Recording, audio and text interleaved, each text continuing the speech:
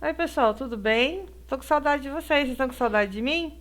Como é que vocês estão? Como é que tá indo as aulas? Estão conseguindo fazer? A turma de vocês é uma turminha que tem acessado pouco, né, as aulas. Vocês precisam se organizar um pouquinho mais para assistir mais as aulas, fazer as atividades. Eu queria muito falar com vocês sobre a Primeira Guerra Mundial, que é o último conteúdo que vocês estão tendo. E eu vi que está bastante difícil em alguns aspectos. Pode ser que fique um pouco confuso, então eu vou tentar fazer uma aula aqui com vocês hoje de um jeito que fique bastante simplificado, tá? De um jeito que fique bastante simples, tá? Então nós vamos começar falando da questão da Primeira Guerra Mundial, dos motivos que levaram à Primeira Guerra, por que ela aconteceu, o que estava acontecendo antes na Europa que proporcionou essa situação, tá? Então vamos lá. Então nós temos o nome tanto Primeira Guerra Mundial ou Grande Guerra. Por que Grande Guerra? Porque ela foi a primeira grande guerra ocorrida no século XX. Então é por isso que ela leva o nome de Grande Guerra ou Primeira Guerra Mundial. Todos os dois nomes estão corretos, ok? Tem gente que também pode falar como Guerra das Guerras, isso também não é indiferente.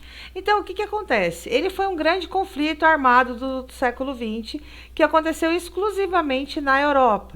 Ou seja, ela envolveu parte dos países do mundo, mas esses países envolvidos... Você fala, professora, mas eu ouvi falar que os Estados Unidos também se mexeu. Mas os Estados Unidos se mexeu e entrou na guerra num período bem posterior, quase já no final da guerra. Tá? E foi crucial a entrada dele. Mas a gente está falando aqui principalmente do quê? De países europeus. E isso vai marcar principalmente uma questão bastante interessante: o uso de novas tecnologias. Quando a gente está falando de novas tecnologias, a gente está falando de canhões, a gente está falando de aviões, porque vamos lembrar que o avião tinha sido inventado há pouco tempo e infelizmente ele foi usado como uma arma. Então nós estamos falando de avanços tecnológicos tanto na área bélica quanto na área da aeronáutica, que foram marcados pelo início da Primeira Guerra. Outra coisa que a gente tem que entender como possíveis causas do conflito, tá? Então, nós temos as disputas dos mercados internacionais. Por que a gente está falando dos mercados internacionais? Porque vocês acabaram de ver o quê? O imperialismo. E o que aconteceu no imperialismo? O imperialismo, ele tinha a ideia de separar alguns países africanos, alguns países asiáticos, alguns países ali da região próxima à Índia, tá? E aí eles faziam o quê? Então, a gente tem a França, a Inglaterra, a Holanda, a Alemanha, disputando esses países. Então, essas disputas de mercado que vinham lá do século XIX, elas vão causar um grande conflito. Por quê? Porque esses países vão querer tomar um país do outro, ou seja, partes da África, partes da Índia, partes da Ásia, vão querer trocar, vão querer tomar dos outros países esses mercados internacionais, porque a gente está falando de um período que capitalista, onde nós temos principalmente uma disputa de quê? Mercados consumidores. Outra coisa importante é o atrito que acontece entre as grandes potências, ou seja, essas potências elas vão disputar o mercado porque cada uma delas tinham colônias. Então vamos lembrar o seguinte: a Inglaterra era colônia a Índia era colônia da Inglaterra, a Austrália se tornou colônia da Inglaterra. Nós temos alguns países na África do Sul, por exemplo, que era colônia da Inglaterra e uma parte era colônia da Alemanha. Nós temos outros países africanos que eram colônias holandesas, que eram colônias francesas. Então essas disputas dessas questões coloniais também vão levar a um atrito muito grande entre esses grandes países. A França queria principalmente o quê? Quando ocorreu lá por volta de 1879 a disputa, a luta da Prússia com a França, que criou o Estado da Alemanha, porque a gente tem que lembrar que a Alemanha não existia, o que existia era a Prússia. Então nós tínhamos a Prússia, e a Prússia era formada por vários conglomerados de colônias, né? por vários pequenos países. E isso era o Estado prussiano. Quando houve essa disputa com a França, por conta desses estados, o que vai acontecer? A Alemanha vai se unificar num único país com o intuito de fazer o quê? Que os povos germânicos ficassem juntos. Então a Prússia se torna o quê? A briga com a Prússia vai gerar o Estado da Alemanha em 1879, Só que nessa disputa, a França vai perder a Alsácia-Lorena, ou seja, são duas regiões, a região da Alsácia e da Lorena. Então, eles vão perder a Alsácia-Lorena, e aí o que vai fazer? Porque a Alsácia-Lorena era de língua francesa, não era de língua germânica. Só que naquela disputa toda pela formação do Estado da Alemanha, eles perderam a Alsácia-Lorena nessa disputa. Então, nós temos, então, o caso do Francisco Ferdinando e a esposa dele. Quem é o tal do Francisco Ferdinando? O Francisco Ferdinando, ele era arquiduque da Áustria. Isso é o equivalente a ser um príncipe que está na linha de sucessão do pai. Então, o pai dele precisaria morrer para que ele se tornasse rei. Tá? Então, ele é um arquiduque, né? E o que vai acontecer? Quando eles estão fazendo uma viagem para a região da Sérvia, ele e a esposa dele vão ser assassinados. Então, nós temos uma foto do arquiduque aqui. Provavelmente, tudo indica que essa foto é a foto do dia que eles saíram para fazer o passeio num carro aberto e tudo mais, na região da Sérvia. Então, o que vai acontecer? Isso vai se tornar o que a gente chama de estopim. O que é um estopim? É um motivo, é aquilo que vai causar o problema, tá? E o que vai acontecer? Um estudante sérvio, tá? Vai assassinar o arquiduque Francisco Ferdinando e a sua esposa, no dia 28 de junho de 1914. Então, essa desculpa, porque o que vai acontecer? A Sérvia não vai querer se retratar. Por quê? Porque eles entendem que o assassinato não foi um ato político, foi uma atitude de uma pessoa sozinha que foi lá e matou o arquiduque. Mas por que eles estão querendo fazer essa disputa entre os dois? Porque, na verdade, o que acontece? Nós temos, então, essa disputa do Francisco Ferdinando, né, essa luta com o Francisco Ferdinando, porque o Império Austro-Húngaro, ele era um império poderoso que também tinha colônias, que também dominava, principalmente a região da Sérvia.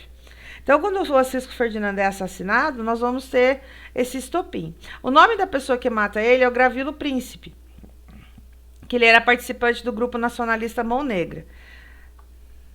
Então, esse fato foi o que a gente chama de gota d'água, ou seja, eles já estavam brigando por causa do imperialismo, brigando por conta das colônias, brigando por conta de territórios, e aí esse rapaz esse estudante sérvio, vai lá e mata o Francisco Ferdinando. Então, isso vai ser a gota d'água, por quê? Porque a Sérvia não vai se retratar, a Sérvia não vai voltar atrás, tá? Com relação ao assassinato, não vai tomar nenhuma providência, vai prender o rapaz por ser assassino, mas não há uma retratação política, tá? Não há uma desculpa pública por conta daquele ato. Então, a Sérvia simplesmente vai se manter neutra, vai tentar se manter neutra e não querer se meter. E aí nós temos a prisão do Gravilo, tá? Que é uma foto da prisão dele. Que não sei se vocês conseguem perceber, o Gravilo é esse homem que tá aqui, ó, tá? Ele é o Gravilo Príncipe. Então, esses países todos que estavam armados e preparados para entrar em guerra, porque eles já estavam todos preparados, eles eram todos grandes potências, e essas potências, quando elas são muito grandes e elas são muito poderosas financeiramente, elas armam exércitos. Para quê? Para que esses exércitos possam fazer cuidar dos bens deles ou atacar em caso de necessidade. Então, havia uma preparação grande, né, uma relação com esse conflito, uma preparação para um grande conflito, e o mundo esperava uma guerra. Então, assim, havia uma, vamos dizer assim, uma nuvem no ar, dizendo que a qualquer momento uma guerra iria acontecer. Mas, o que vai acontecer? Essa guerra vai durar 4 anos e vai simplesmente destruir a Europa. Então, nós temos aqui a formação da Tríplice Entente, tá? Que quem é a Entente? A Entente são por que essa Entente vai ser formada? Ela vai ser formada principalmente contra o Império Austro-Húngaro, que vai receber apoio da Alemanha e do Império Turco-Otomano. A Entente nada mais era quem? A Inglaterra, né, os britânicos, a França e o Império Russo. Mas a Rússia vai ficar até 1917, quando a Rússia sai, os Estados Unidos entram, em 1917, para ser uma força a mais para a Entente. Então, vamos lembrar, Entente, Inglaterra, França, Império Russo, tá? E Estados Unidos posteriormente. Aliança, Alemanha, Império Austro-Húngaro e Império Turco-Otomano.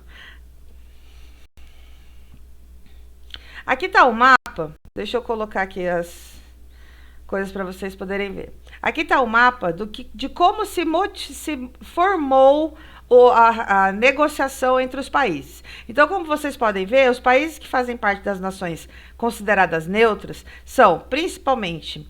você pode ver que o nome tá como Lusitânia, Espanha, não sei o quê, é porque esse mapa é um mapa europeu, ele não é um mapa em português, tá?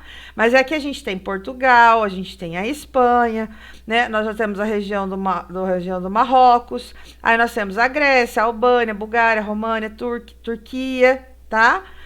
Esses países, eles se posicionaram de forma neutra. O que significa isso? Que eles não quiseram se envolver profundamente na guerra. Então, nós temos a Tríplice Entente, França, Inglaterra, alguns países aqui, ó, Argélia, tá? Tunísia, tá aqui no cantinho, a Rússia, ok? Esses países são ligados a Entente. Mas vamos lembrar aqui que é o seguinte, tá vendo que tem a Sérvia? A Sérvia está aqui, e a Sérvia ela nada mais é do que uma associada da Rússia. Então ela está com uma corzinha verde claro, mas é porque ela faz parte da Rússia, de uma certa forma. E aí nós temos a Tríplice Aliança. Então tá aqui a Alemanha, a Itália, a Áustria. Vocês podem perceber que esses são os mesmos países que, de uma certa maneira, vão se unir lá na Segunda Guerra Mundial, mais para frente, tá? Mas é bom vocês guardarem essa informação. Então, a Primeira Guerra ela vai ocorrer do dia 28 de julho de 1914 até dia 11 de novembro de 1918. E aí nós temos uma foto aqui mostrando os soldados nas trincheiras, tá? Aqui eles estão na parte de cima da trincheira, mas geralmente tinha um fosso na parte aqui de trás, havia um fosso onde os soldados ficavam. Então, qual que é o desenvolvimento que a gente vai entender? As batalhas vão se desenvolver principalmente nas trincheiras. Quer dizer, os soldados eles vão ficar muitas vezes centenas de dias entrincheirados, né? Lutando pela conquista dos pedaços de território. Mas qual que é a questão da trincheira? Né? Por que nós vamos ter essas trincheiras?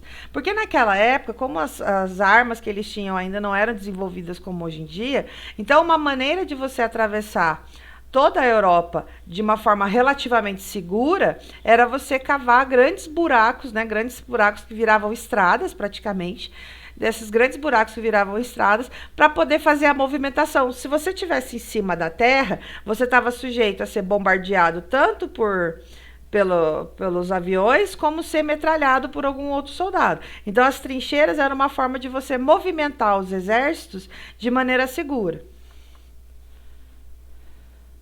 Esses combates também eles vão usar várias tecnologias bélicas, principalmente, como eu falei para vocês, os aviões, tá?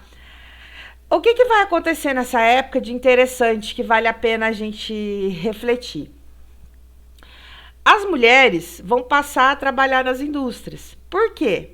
Porque os homens vão para a guerra. Então, quer dizer, vai haver uma convocação em massa. Sabe aquele símbolo da mulher com coisa, que é eu esqueci como é que fala agora, mas é we can do it, né?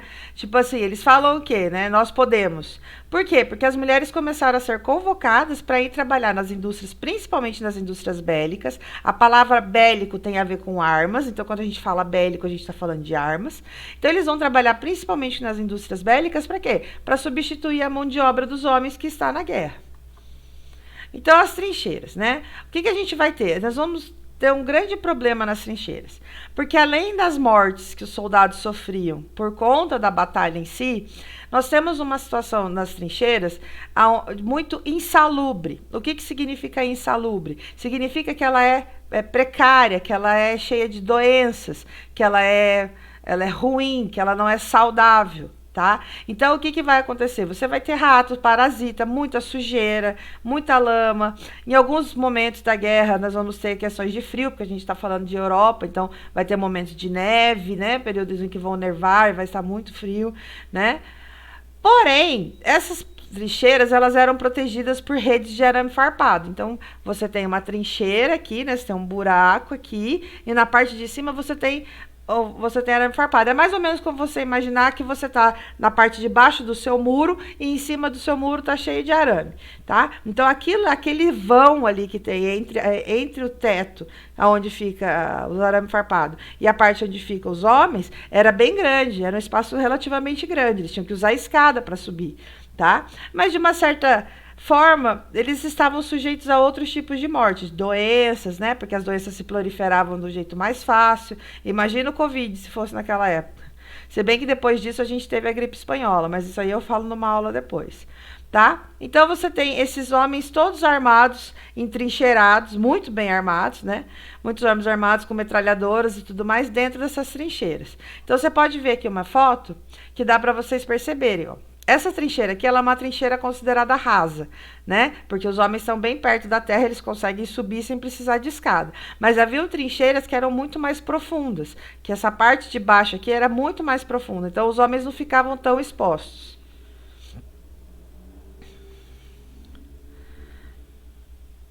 Então, assim, o arame farpado, ele ajudava a retardar, né, o avanço dos coisas, porque a gente tem que pensar que o arame farpado, ele não era, deixa eu colocar aqui para vocês verem.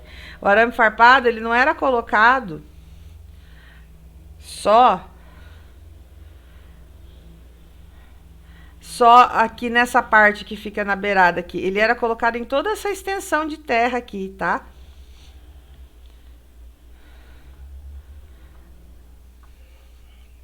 Então, a partir de 1915, os alemães vão começar a usar gás tóxico. Por quê? Porque se eles jogassem o gás lá nas trincheiras, os soldados saíam.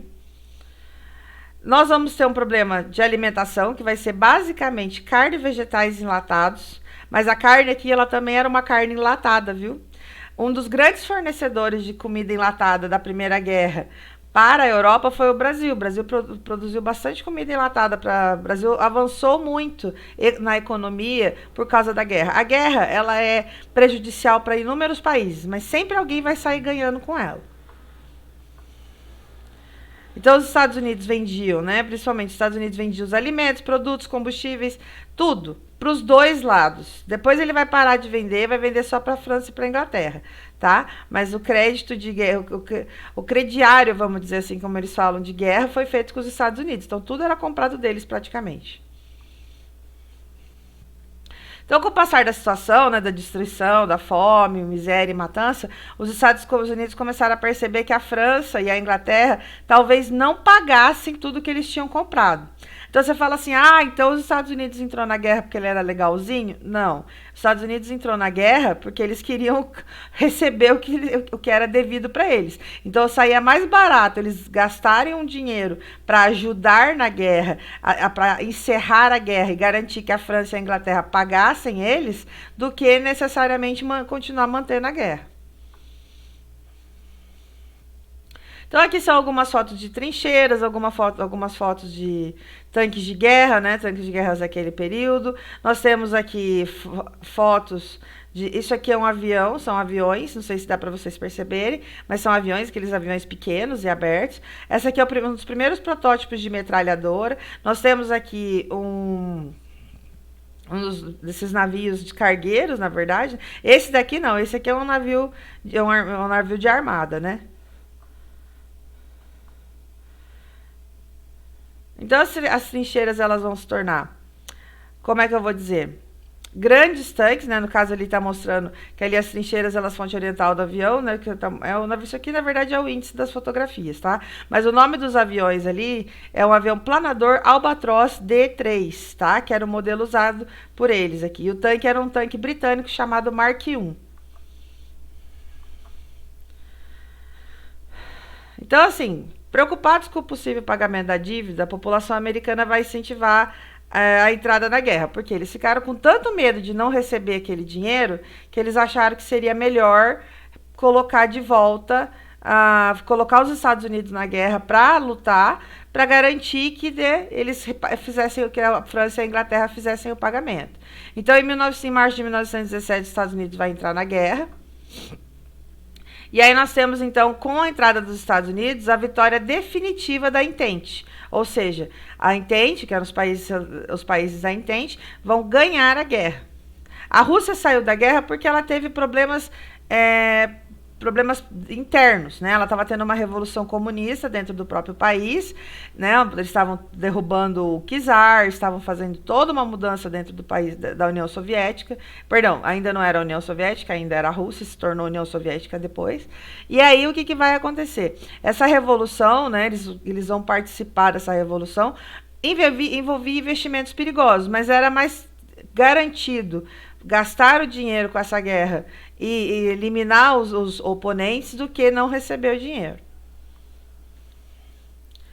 Então a gente tem aqui o presidente dos Estados Unidos, Woodrow Wilson, em 1918, levou as suas ideias ao Congresso, ao programa dos 14 pontos, mas que eu não vou entrar muito.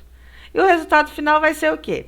Os perdedores tiveram que assinar o Tratado de Versalhes, que vai ser nada mais do que um tratado que vai destruir muitos países, principalmente a Alemanha, porque a Alemanha, como a Alemanha tomou as dores do Império Austro-Húngaro, a Alemanha vai ser obrigada a pagar várias coisas para todos os países que eram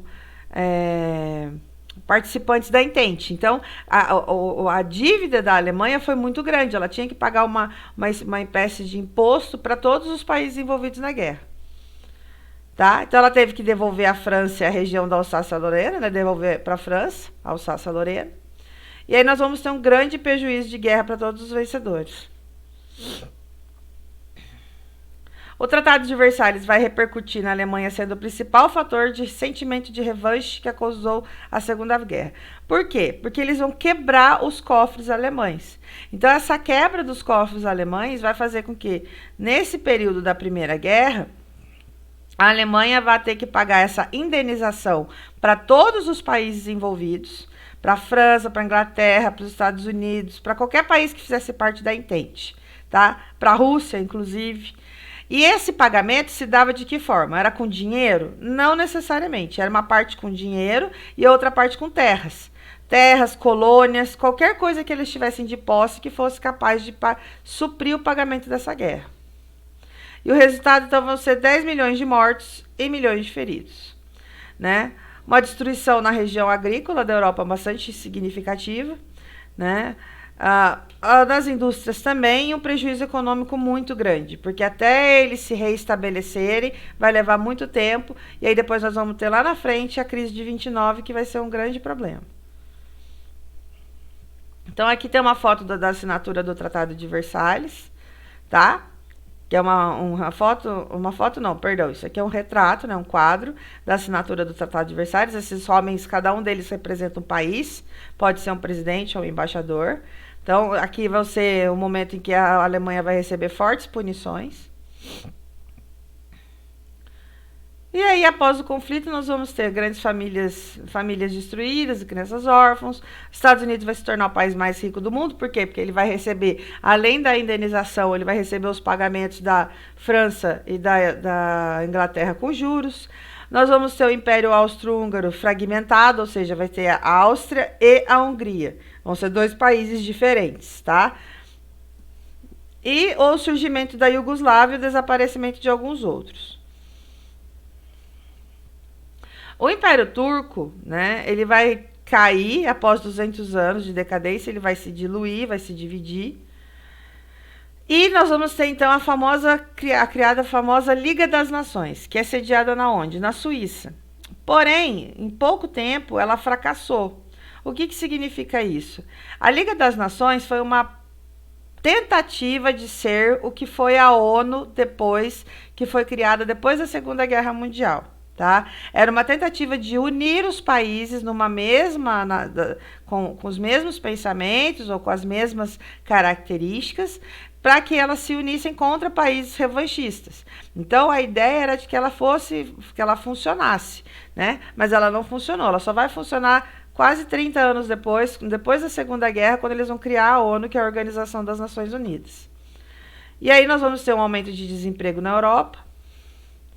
Então, 4 anos após a guerra, a Europa já não vai ser mais a mesma. Nós vamos ter presidentes que substituíram príncipes. O que significa isso? Que as monarquias vão cair e vão subir as democracias, né? Porque não se podia mais viver no mundo onde você tem democracia e monarquia e não atende às necessidades da população. Outra coisa importante que vão surgir são automóveis, submarinos, aviões, que até então eram só usados em questões de guerra, eles vão começar a se tornar uma realidade para a maioria das pessoas. Ah, era baratinho? Não, não era. Vai ser acessível para todo mundo? Não, não vai. Mas vai ficar de um jeito mais fácil para que as pessoas possam lidar com esses equipamentos novos. E o cinema e o rádio também vão se expandir bastante. As mulheres vão passar a lutar pelos seus direitos, porque se elas viram que elas eram úteis nas fábricas, significa que elas eram o quê? Úteis em outros lugares. E aí, para encerrar, nós temos então uma frase do autor Eric Hobsbawm, no livro chamado Era dos Extremos, inclusive eu tenho ele aqui, tá?